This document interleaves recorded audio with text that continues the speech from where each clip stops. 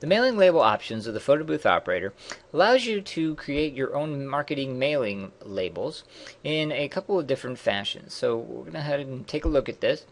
First, on the left side, we have the label options, in which case you can select a label size, from what mailing lists, or to use the address list of common areas of the photo booth operator. And on the right, we have kind of a preview, not of what the labels would look like, but what the printout sheets look like.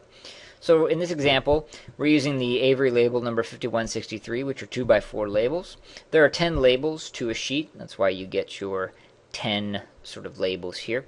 If we were to switch this around and go with the 5160s, which is 2 5/8 by 1, you'll see the photo booth operator now gives us the 30 labels that show up on that sheet. I'm going to go back to the 2x4s here. What this is presented for is on the right is not just to show you kind of what the printout images or sheets look like, but also you may have sheets whereby out of the 10, the first 3 have already been taken by some previous printout. If that is the case, then you have an opportunity to place X's by the ones you don't want it printed on. So like in our case here, we had the first 3 were already printed, so it will not print. So the printout will begin on the 4th label here. These go in kind of a crisscross pattern. So if it was 4, it wouldn't be some X down here. It would be this next one. So let's go crisscross, crisscross, crisscross.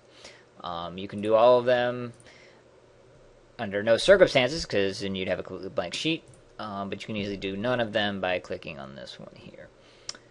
Let's go back over here, and we now get to decide whether we'd like to use one of our predefined mailing lists, or if we'd like to use the list of clients, venues, operators, or partners. In our case here, we're going to go with a list that's been kind of pre-populated. Then we have ability to kind of filter that list. Now, if we don't do anything here at all, we just click Next Step, what's basically going to happen is it's going to go and print labels on every single one of the addresses that are available in that list. Okay.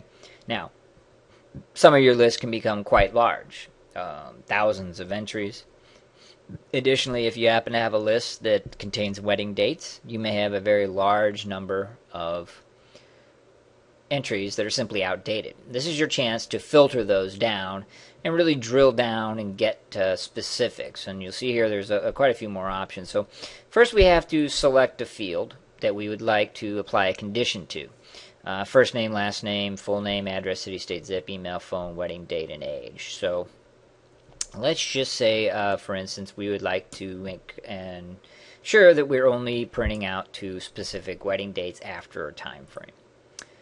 Then we get to indicate what kind of condition, and this is the real meat and potatoes here. So what we're saying here is that we're going to go through all the addresses on this list. We're going to look for wedding dates that equal, do not equal, are greater than, less than, equal to, greater than, or equal to, less than. So what we're going to say is we're going to look for wedding dates that are greater than, and then we're going to give a value here.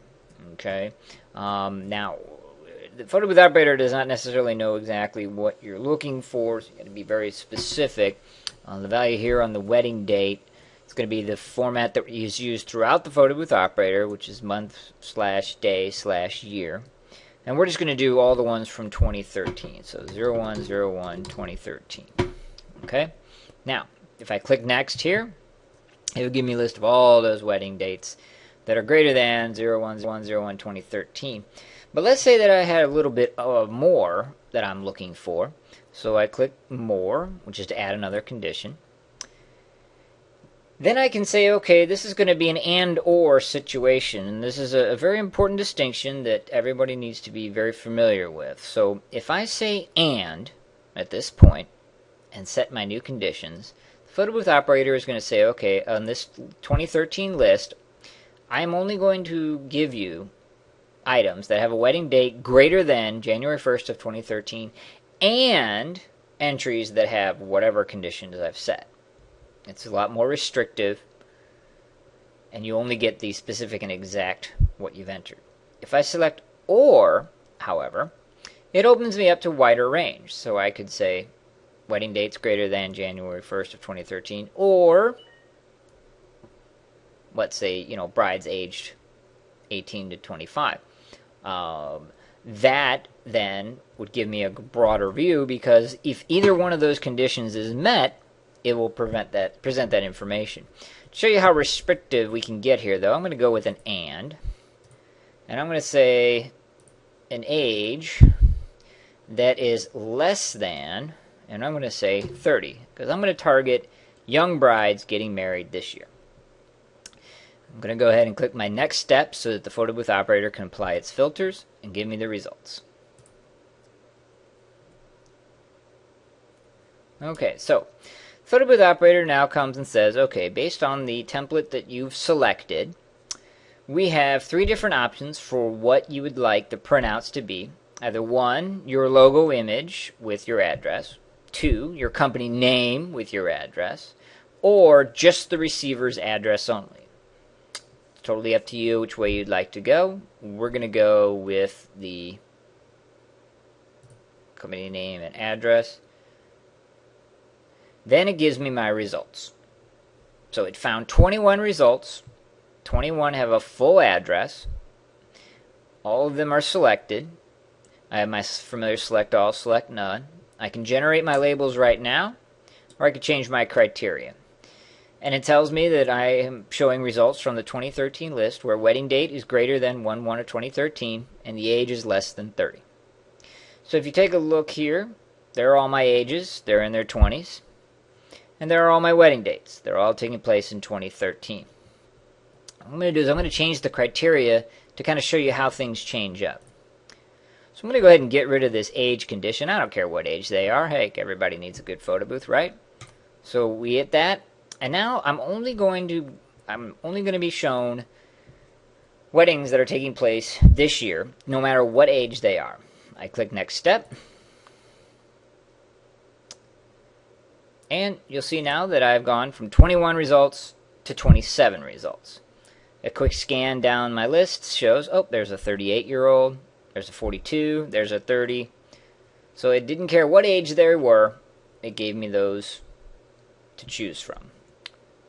So now, if I'm going along this list and I realize, oh, you know what, I actually already have Cassie Cohen as a client, I can go ahead and remove a check mark. And that will not be included in the list.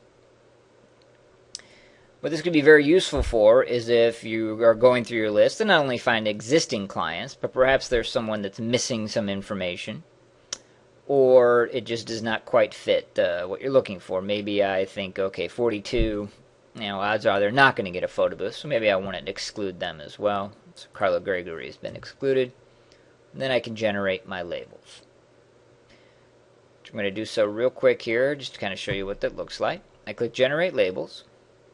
And real quick, before I do that, we have 27 total, but I've removed 2 of them. So we should get 25 labels generated. Photo booth operator tells me my labels have been generated, and it is 25 labels. Since it's 10 labels to a page, that spans over 3 pages. Now I can go ahead and change my criteria again, if maybe that's not quite what I wanted. Or I can view and print the labels. So let's take a look and see what that looks like. We click the View Print Labels.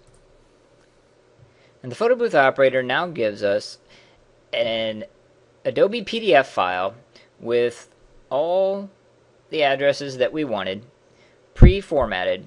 And all we have to do is simply print them out. There's page 1, there's page 2, and there's page 3. When we go to print, it is extremely important that you make sure that in somewhere on your print window, and it varies depending upon what type of printer you have, but many of them will have a size option, and it will have something that is, if not identical, is similar to this, where it says fit, actual size, or shrink, maybe even fit to scale. These PDFs are generated to be an actual size. So you'll want to make sure that that is checked. The only way that it's going to print out on those labels accurately is if you select actual size. Okay? If you select fit or shrink, it's not going to line up. You're not going to have labels that fit perfectly on those stickers. All right, we're going to go and cancel this out. We're going to close our PDF. We're going to go ahead and change our criteria. Change the criteria again. Because basically what we're saying on the last screen was that we want to change the criteria of what the printouts. Maybe we want our company name and address instead of just the receiver address. But we're going to change the criteria entirely. And what I'm going to say is I'm going to go, and now I am going to market to young brides. So I want brides that are less than 30 years old. Click Next Step. And the photo booth operator tells me I have 21 results. Similar to what I was doing with the weddings this year. This list is obviously a more up-to-date one, and that's why it's so limited. We also used a smaller list. And so this time I want to include the company name. So I click the Generate Labels button. Click View and Print. And there we see now the company name and address, the dividing line, and then the labels that we wanted printed.